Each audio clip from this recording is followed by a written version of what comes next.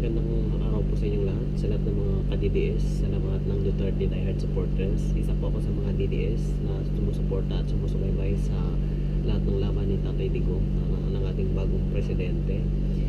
So, 13 araw pa lamang na siya ay nakakaupo bilang ating bagong presidente. Subalit marami ng mga nangyari at mangyayari pa. So kahanga-hanga talaga ang panunungkulan ni Tatay Digong sa kanyang panunungkulan. Marami ng mga nangyari at mga pagbabagong naganap sa ating bansa. Nangyari ay ang pagpalit ng liderato ng PNP, ng bagong PNP chief, ng pagkakaroon ng chains of command na itinalaga niya si PNP Chief De La Rosa na isang bagong PNP chief, na isang pulis na kahanga-hanga at sa kanyang katapangan at sa kanyang paninindigan din, na meron siyang parang tandem kay Tatay Digong sa kanyang pagiging matapang na pulis.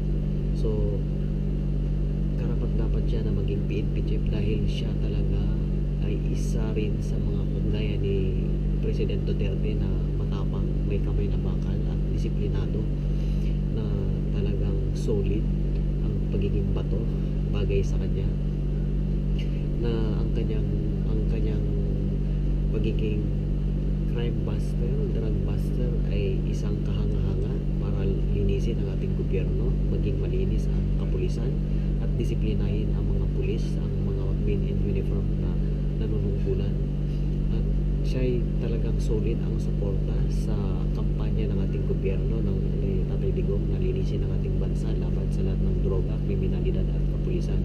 Kumbaga, isa rin siya sa mga taong kahanga-hanga dahil wala rin siyang sasantuin, at solido ang kanyang suporta sa ating bagong presidente na malinis at maging maayos ang gobyerno, maging sino man ang kanilang tamaan at masagasaan. So hindi sila natatakot. Yan ang mga pinunong kailangan ng ating bansa. So nandiyan din ang sinasabi na magkakaroon din tayo ng emergency line na maaabot natin ang ating gobyerno, ating pwedeng makarating sa ating presidente ang mga hinaing at mga complaint, na kagaya sa nangyari sa Davao City na mayroong 911 na rescue sa ating nationwide, at magkakaroon ng quadruple 8. So 8888 na number na gagamitin sa nationwide para magkaroon ng emergency man o mga hinaing ang taong bayan ay makakarating sa ating gobyerno. So malaking bagay yan upang magkaroon ng mabilis na sumbungan at mabilis na rescue para doon sa mga emergency at sa mga complaint na dapat iparating sa gobyerno. So bagay na nangyari pa lamang sa kauna-unahang pagkakataon sa pamumuno ng ating bagong presidente. Yan din na sinasabi dahil sa mabagal ang ating internet connection sa Pilipinas, magkakaroon ng isang international company na magsusupply ng internet sa ating bansa na magiging mas mura pa at mas mabilis kumpara dyan sa bansa na ang Globe at Smart ay ubod ng bagal ng kanilang serbisyo, plus mahal. Subalit ang serbisyo sa taong bayan ay napakahina ng internet connection, kaya mahirap mag-connect, mahirap gumawa ng mga transaction sa online dahil sa kabagalan ng internet sa connection sa ating bansa. Isang bagay ito na makakatulong sa ating mga Pilipino upang magkaroon ng maiwasan ang monopoly dyan sa ating bansa, na kung dahil sila lang ang merong kumpanya dyan sa ating bansa, parang sinasamantala nila ang mga Pilipino na taasan ang paniningil ng internet, subalit mabagal ang serbisyo. Yun. So salamat talaga na magkaroon ng mga international company na papasok sa ating bansa. Nandyan din ang pagbulgar ni Tatay Digong na mga PNP chiefs, na mga generals na involved dyan sa illegal drugs sa ating bansa, at marami pang iba. Maaaring may mga politician pa na involved dyan na hindi pa nababanggit. So salamat sa ating bagong presidente na walang takot na ibulgar ang lahat ng involved dyan sa mga illegal drugs sa ating bansa. Kaya matagal na itong namamayagpag ang mga illegal drugs, ang mga drug lord dyan sa ating bansa, at talamak ang droga. Maraming biktima ng mga drug user at mga drug pusher na nagiging hanap buhay nila. kumbaga ito ay talamak at it's flooding in the country. Kung ano man ang naging dahilan ay dahil to sa mga general at sa ibang mga politician na naging protector ng mga drug lords. So ito panahon ng paglilinis at nakikita natin, pasalamat tayo sa ating bagong presidente, nilalabas niya lahat, binubulgar kung sino mga taong involved dyan sa mga illegal drugs. At least alam natin ngayon na sila pala ang mga protector ng droga, kung bakit itong mga drug lords ay namamayagpag sa Pilipinas, maging dyan sa loob ng Bilibid Prison, nakakapagluto sila ng droga dahil ito sa mga hinayupak na mga politician at sa layupak ng mga general na to na walang ginawa kundi protektahan at gumawa at protektahan itong mga drug lords at ginagamit ang kanilang mga ang kanilang mga posisyon sa gobyerno para samantalahin ang mga Pilipino at samantalahin itong mga drug lords na to na pagkakitaan para sa kanilang pansariling kapakanan. Mga hinayupak na to, mabuti na lang at dumating ang pagkakataon na umupo ang ating bagong presidente at mayroong political will na linisin ang ating gobyerno laban sa lahat ng korupsyon, lahat ng kriminal at yan sa mga illegal drugs na yan. So bagay ng malaking puntos para sa ating bagong presidente na maayos at malinis ang ating gobyerno.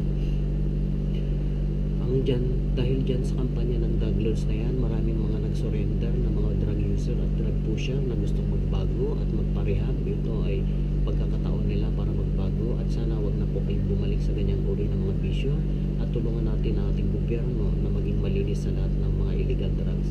So saludo kami sa inyo. Nawa doon naman sa mga inutil at talagang talamak dyan ang kanilang ginagawa. Wala na tayong magagawa kung anong man ang mangyari sa inyo, nasa sa inyo na yun. So salamat doon sa mga nakikiisa na mga naging biktima ng drugs na tumulong sana sila na sa pangangampanya laban dyan sa mga illegal drugs. So itong pagkakataon na ito ay nakita natin na kung gaano pala karami ang mga biktima, ang mga pusher at mga taong involved dyan sa illegal drugs. Sa buong Pilipinas, marami nang sumusurrender at sumusuko at ang iba ay mga nahuli, ang iba ay mga naging napatay, ang iba naman ay kumbaga dahil dyan sa kampanya na yan, marami na rin ang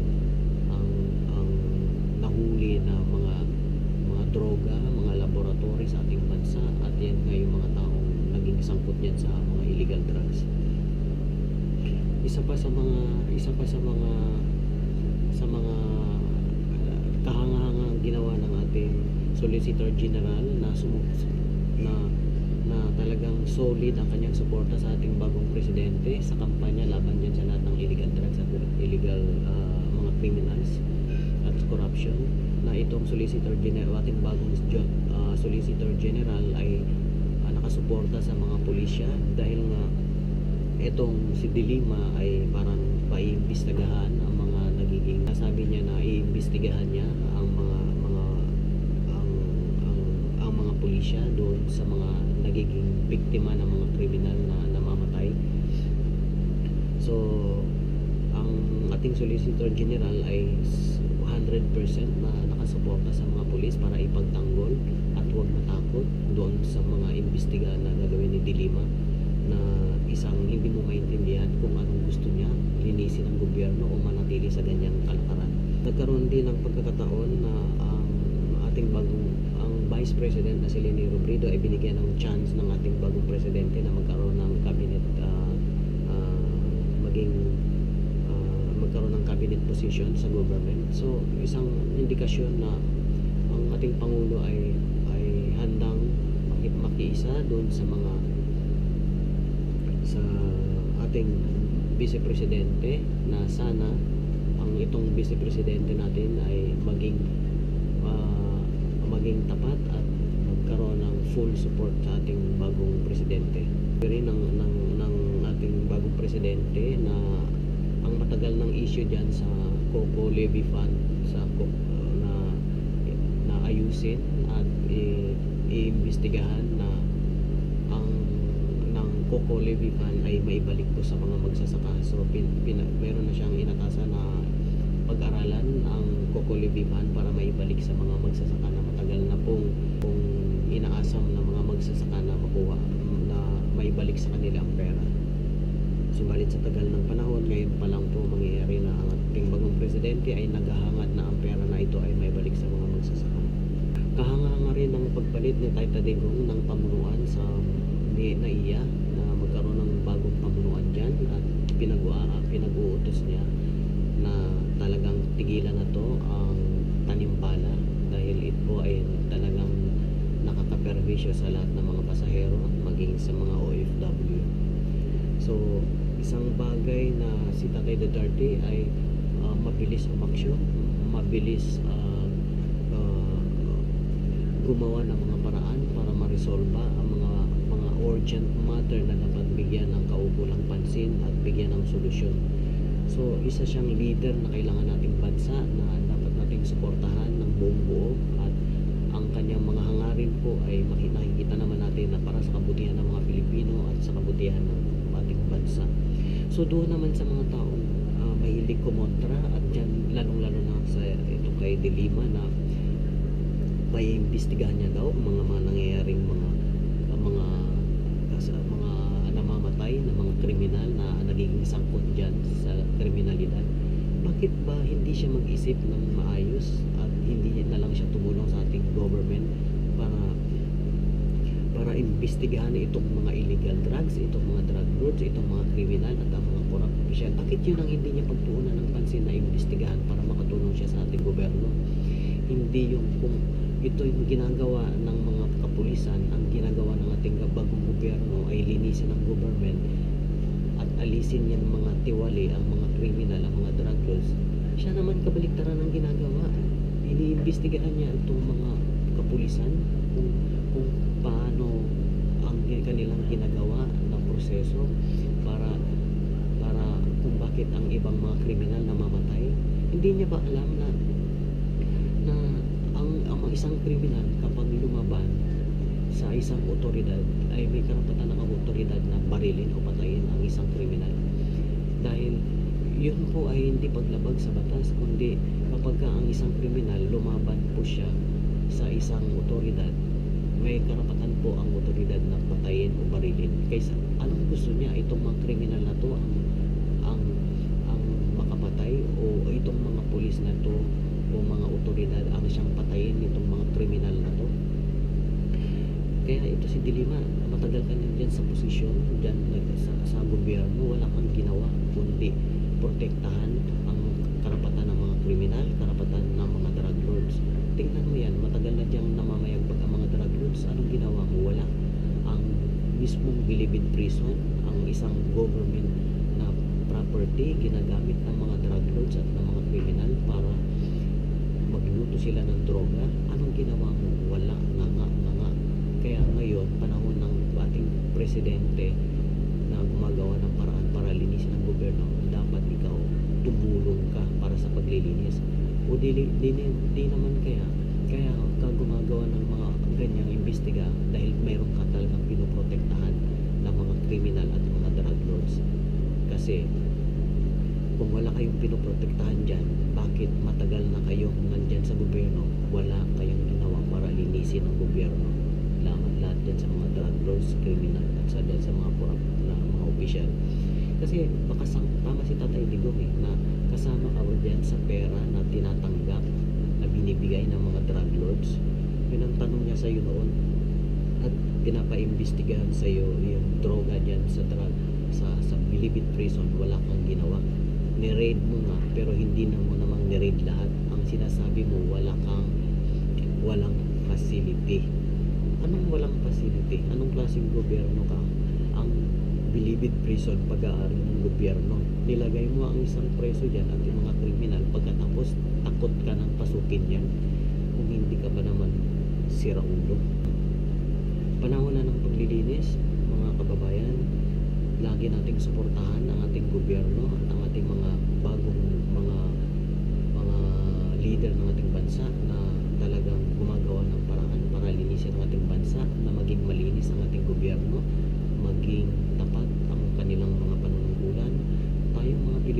suportahan po natin ang ganong mga adhikain ng ating gobyerno para sa kabutihan ng ating bansa, para maibalik uli ang tiwala ng mga Pilipino sa ating bansa, sa ating gobyerno. Ito ang pagkakataon na nagsimula ang pagbabago. Tuloy-tuloy po natin silang suportahan at tuldukan natin ang mga masasamang elemento sa ating bansa, lalong-lalo na yung illegal drugs, yung mga korupsyon at yung mga kriminal, para po maging malaya tayo dyan sa mga problema na yan ng ating bansa. Yan po ang nagiging sagaban kung bakit ang ating bansa ay naghihirap, dahil dyan sa mga korap na yan na bilyon-bilyon ang ninanakaw sa gobyerno, dahil dyan sa mga drug lords na yan na nagiging protector na sumisira sa ating bansa, at yung mga politiko na yan at mga general at mga men in uniform na nagiging involved dyan, na sila ang protekta sa mga drug lords. Kung kaya itong mga illegal drugs na yan is namamayagpag sa ating bansa. So wag po tayong hihinto, lagi tayong sumuporta sa ating gobyerno, sa ating bagong presidente, sa lahat ng kanyang laban na linisin ang ating bansa. Patuloy po tayong magbantay at dyan sa mga nag-iisip ng mga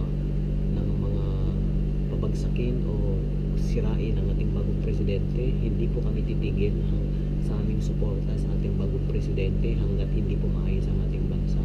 Bagong PNP Chief De La Rosa at sa ating bagong presidente. So maraming salamat po sa inyong liderato, sa inyong pagpapakita ng mga paglilinis ng ating bansa. So sa lahat ng mga Pilipino at sa lahat ng mga ka-DDS ko, maraming salamat po. Lagi natin silang suportahan ng ating gobyerno, at huwag po tayong magtitigil hanggat hindi natin nakakamit ang ating hinahangad na pagbabago. So hanggang dyan lang po. Maraming salamat sa inyong panonood. Maraming salamat doon sa nag-like, sa nag-comment, at sa mga nag-share ng mga videos.